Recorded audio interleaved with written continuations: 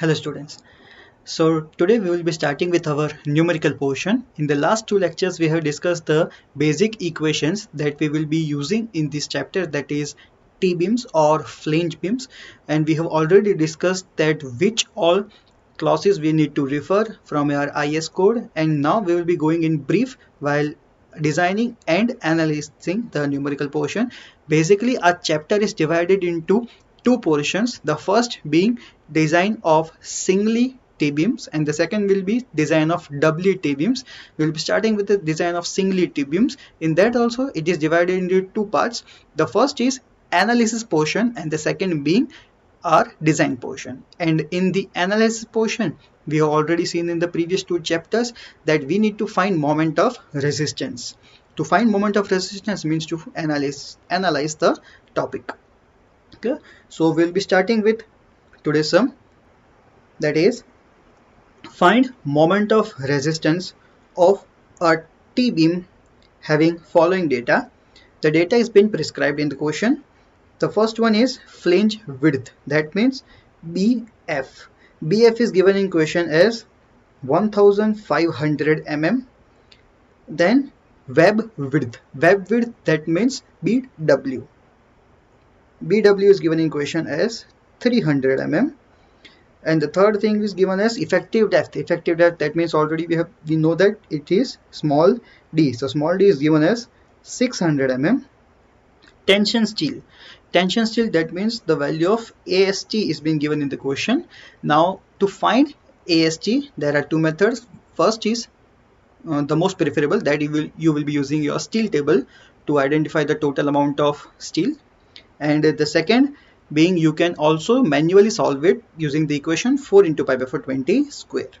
The grade of concrete is given as grade of steel is given as Fe415 and the grade of concrete is given as M20.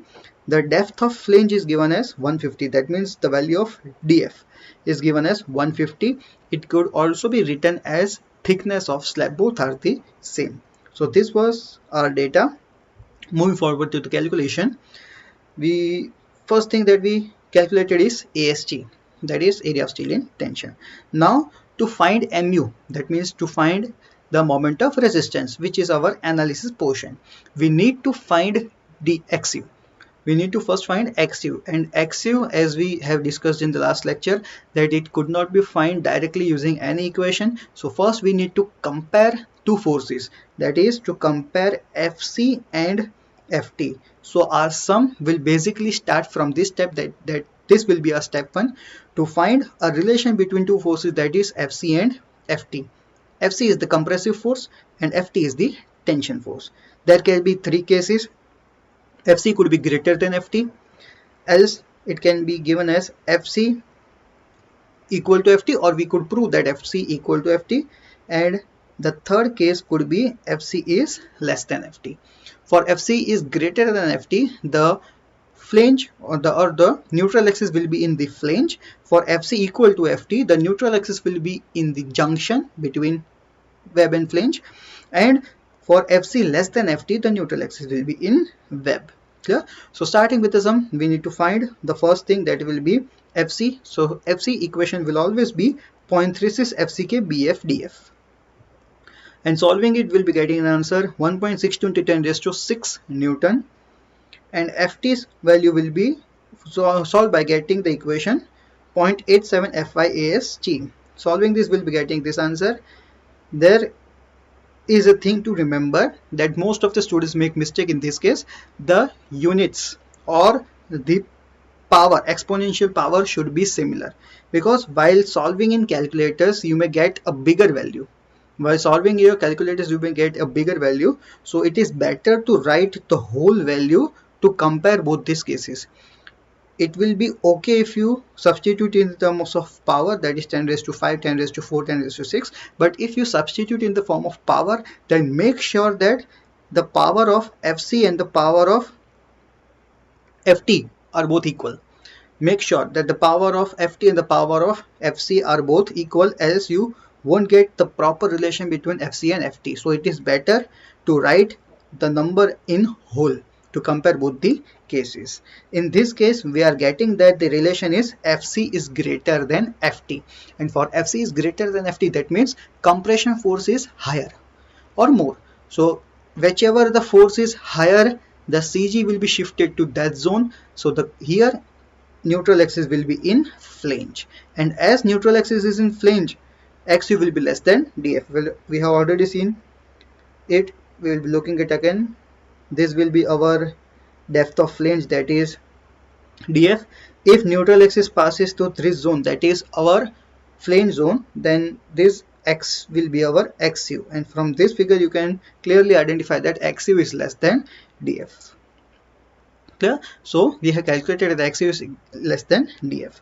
Now moving forward to page number 96 of your IS code, you can see here the equation G2.1. G2.1 can be used when we get the case that Xu is less than dF. Here we have came across the same case, that is Xu is less than dF. So we will be using, for this sum we will be using G2.1. So G2.1 states that for Xu is less than dF, the moment of resistance may be calculated from equation given in G1.1. That means whenever you encounter this case, that is Xu is less than dF, then you must always solve mu using the method of singly RC beam that we have already covered. So now we will be moving to clause G1.1.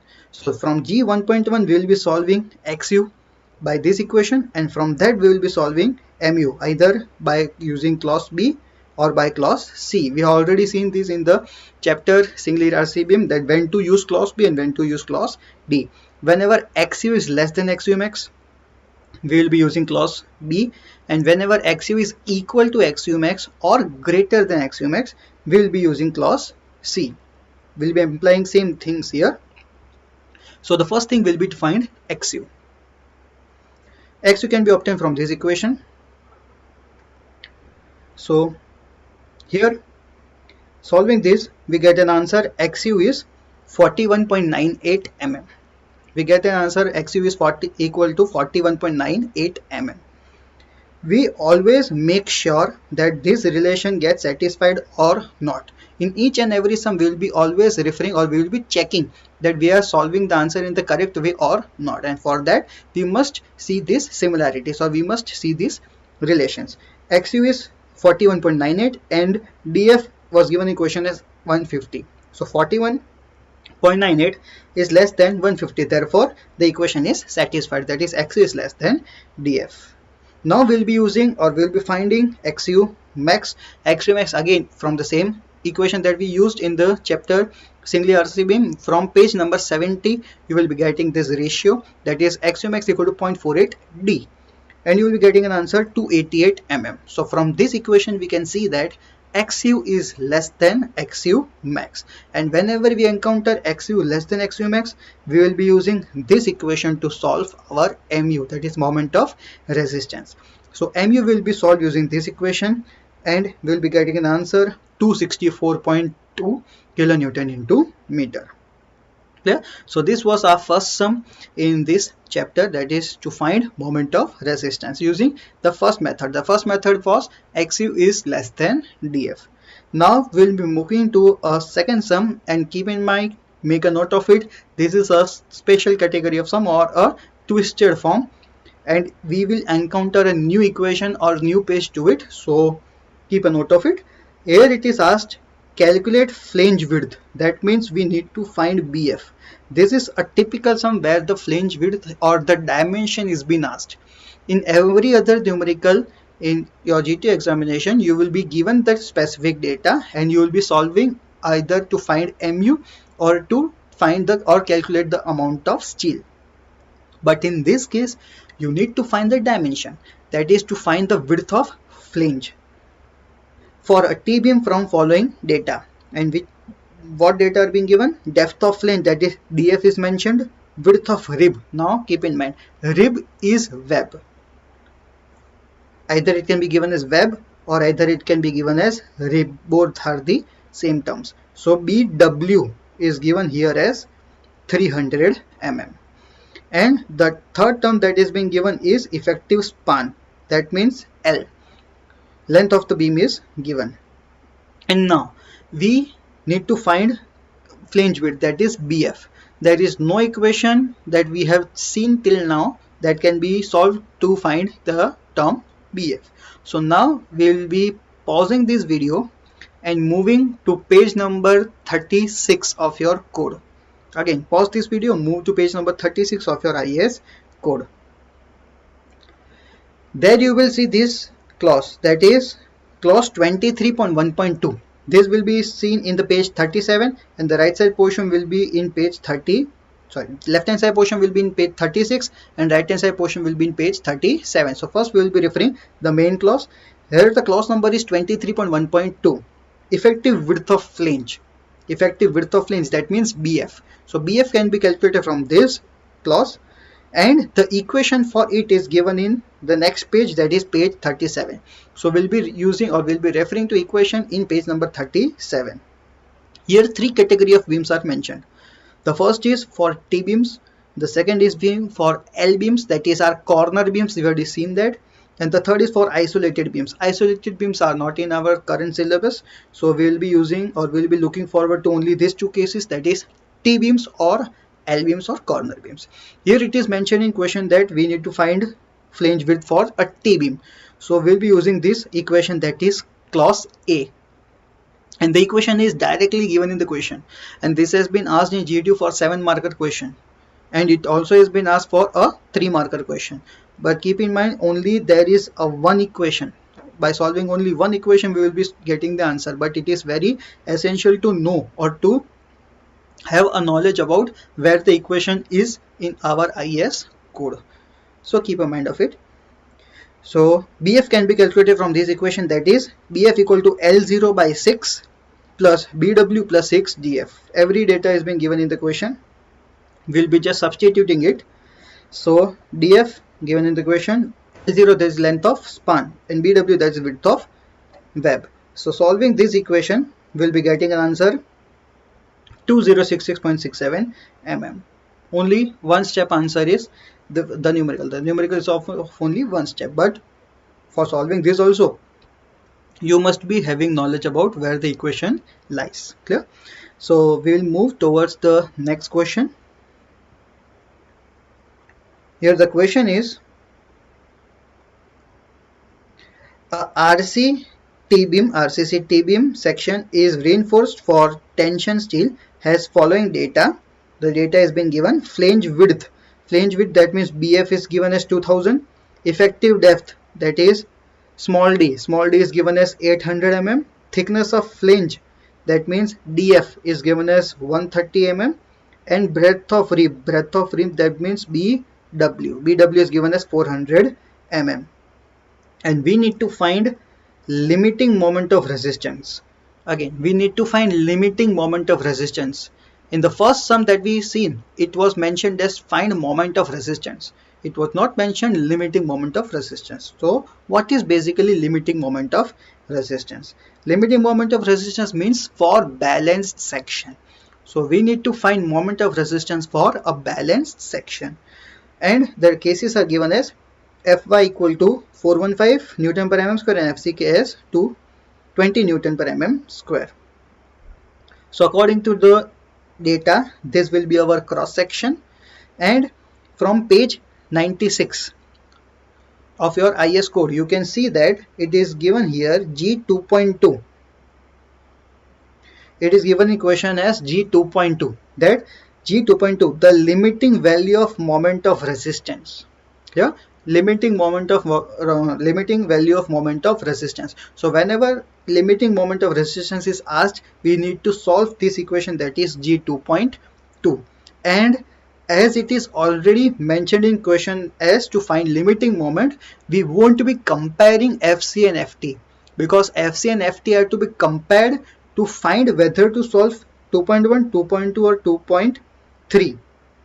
But here in this case, it is also already mentioned as limiting moment. We need to find limiting moment. So directly we will be going through this case, that is to find either this equation 2.2 or to use 2.2.1. Now when to use these cases? For that we will be seeing furthermore the statement of G 2.2. The statement is the limiting value of moment of resistance of section may be obtained by following equation when the ratio dF by d does not exceed 0.2. That means when the ratio dF by d does not exceed, means it should be less than or equal to. When this ratio or with this equation is satisfied, then we'll be using this equation. Whenever this ratio, that is dF by d, comes out to be less than or equal to 0.2, we'll be using this equation. And in the case of G 2.2.1, it is mentioned that when the ratio dF by d exceeds 0.2, means whenever the ratio dF by d is greater than 0.2, we will be using this equation. So there are basically two cases we need to refer to, either use G 2.2 or to use G 2.2.1, and for that we must find the value or the ratio dF by d. Clear? So the first step will be to find dF by d. dF, that is thickness of flange, is given in question, and d, effective depth, is also given in question. So the ratio comes out to be 0.162. The ratio dF by d comes out to be 0.162, which is less than 0.2, and as it is less than 0.2, we will be using G 2.2. Clear? How to identify the equation, whether we will be using G 2.2 or whether we will be using G 2.2.1. Here the ratio comes out to be less than 0.2, so we will be using this equation to solve our moment of resistance, that is mu.